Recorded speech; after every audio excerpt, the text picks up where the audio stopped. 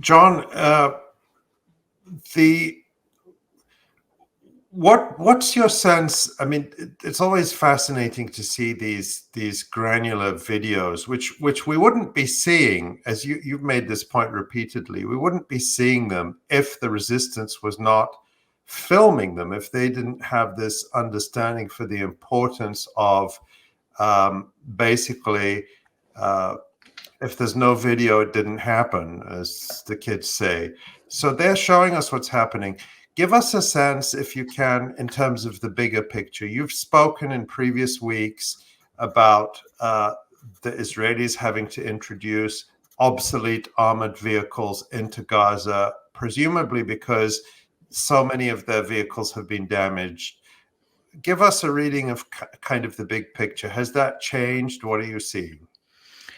Yeah, well, I think the Israelis don't right now have the ability to go into Rafah with all of the threats that they've said, that the Ramadan deadline, that they would go into Rafah. Netanyahu's staking the entire war on the invasion of Rafah. He says that if they're not allowed to go into Rafah, they lose the war, which by implication would mean that they believe they're losing the war today because they're not going into Rafah. And so the supposition is that if you have to go into Rafah to win the war, that you haven't done that. And again, it's tough to know the big picture stuff because the Israelis are lying about the big picture questions. They're clearly covering up their casualties. The statistics coming from Israeli hospitals, from Israeli media reports, isolated cases. Nobody's done overall tallies. We know that the hospitals have IDF spokespersons, units, members in every hospital controlling information about hospitals. But we see little information come out about it, like a single hospital in the south having 4,000 people, 4,000 soldiers coming to that hospital, which is a higher number at that single hospital than the Israelis claim have happened in the entire ground war. So I think at some point there'll be the bigger picture numbers will come out. I'm not sure that they're going to overall be able to lie about their casualties. But at this point, we have to just put the pieces together. And when we first did this, these shows early on, I was using armored vehicle numbers that presumed that they wouldn't even go into their Merkava 3 tanks. And they have been going well into that store since December. And we saw them use those M113s, which is something that the Israelis have a lot of from the Americans, poorly armored vehicles that they sent into Khan Yunis. Again, that hasn't been reported in the Israeli press still. I've been following that to see what the developments are, if they acknowledge that, because it had previously been a scandal, mini scandal inside Israel, that they had sent these lightly armored troop carriers.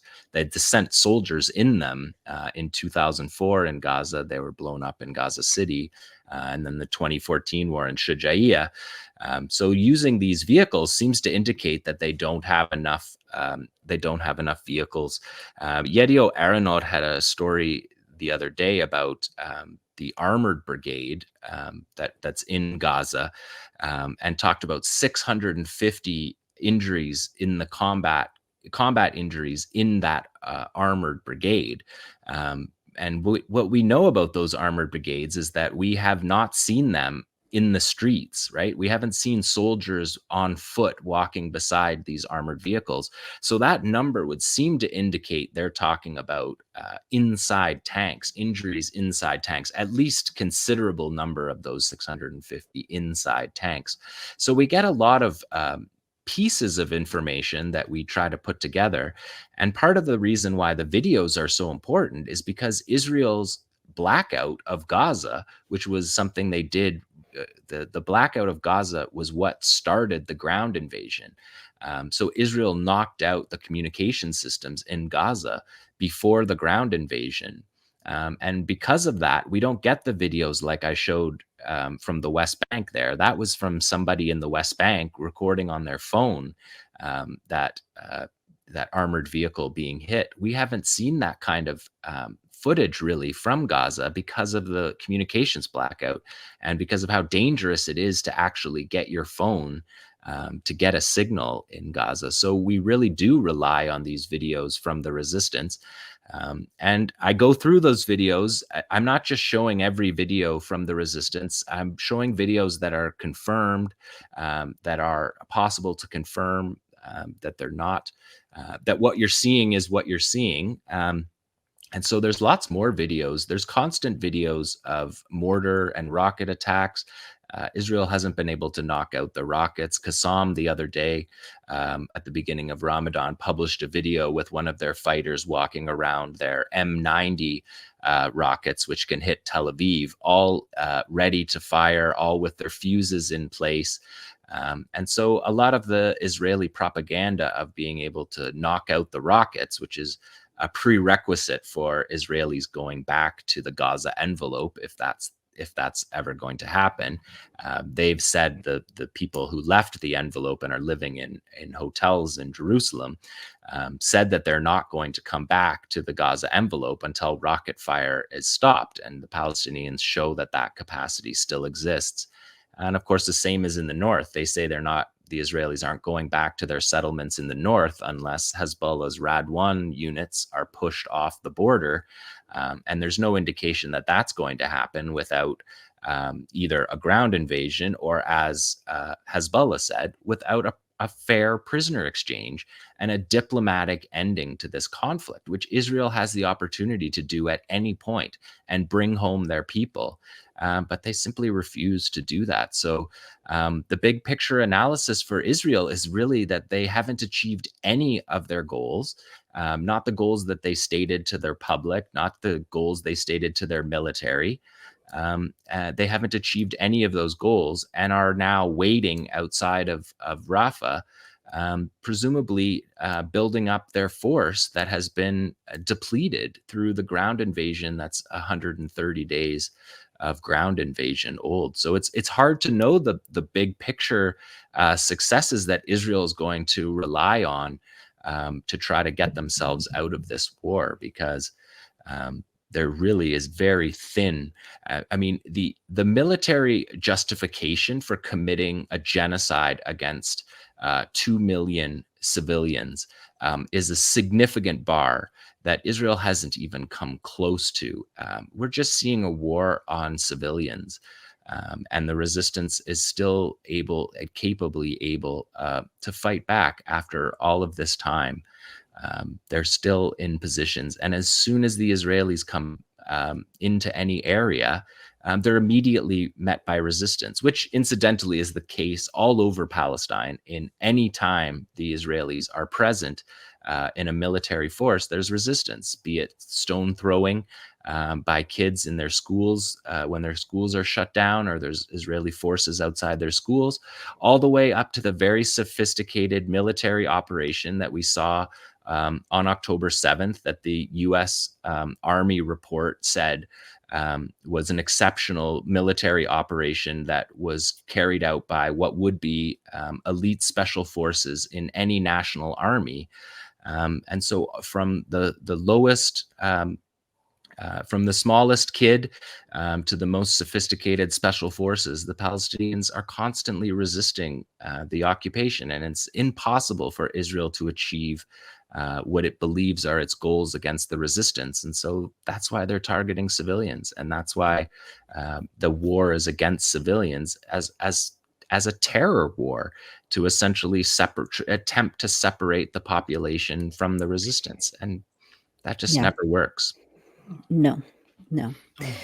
Can I make one quick point just to back up what you said about John? What you said about the Israeli settlers from the 𝐓𝐡𝐞 𝐄𝐥𝐞𝐿. If you, Tamari, can you put this screenshot up on the screen? It's from the recent report about alleged sexual violence that took place during the 7th of October attack, and I've covered that in a separate article that we talked about on last week's stream. But as an aside, it mentioned this. It just says, as of the last government update on Israeli government update on November 2023, 98.3% of the population that lived within 0 to 4 kilometers of the Gaza perimeter fence were displaced. At 4 to 7 kilometers, 78.4% were displaced. And from the city of Sderot, 81.9% of the population were displaced. So that, this is a very recent report, and that was the most up-to-date figures we've got. So I think we can say, that the Israeli settlers from the so-called Gaza envelope have not returned, and there's no sign of them returning anytime soon. Right, and the same with the settlements in northern historic Palestine. This is still a closed military zone. You can't go into these areas. We know of journalists who've attempted to visit some of these areas, and they can't get they haven't yet received the authorization to go. But we've seen them allow protesters to bring their infant children to block the aid shipments. And so the journalists can't access the closed military zone, but the Israelis are allowing. They're encouraging it. Yeah. And they're also, of course, taking foreign dignitaries on these propaganda tours to these areas as well. But about Asa's point, it's the buffer zones of Israel are now inside the state of Israel. It's a significantly smaller state than it was on October 7th. And none of this genocide has pointed in any way to them recouping that land that's lost. And that's a significant strategic question for Israel, that they've postponed a lot of these conversations because they've said, we're not going to look into the failures of the military on October 7th until after the war. And so they've avoided this, but there's going to be years of these kind of inquests, investigations into showing the strategic defeat that Israel has faced, and killing 35,000 civilians is not changing that military reality at all. Thanks for watching this video. Please subscribe to our YouTube channel, hit like, leave a comment. These engagements help us with the YouTube algorithm, and it helps us to get around Silicon Valley censorship as much as possible. It does make a difference. You can also support our journalism by going to electronicintifada.net and clicking on donate now. Thank you.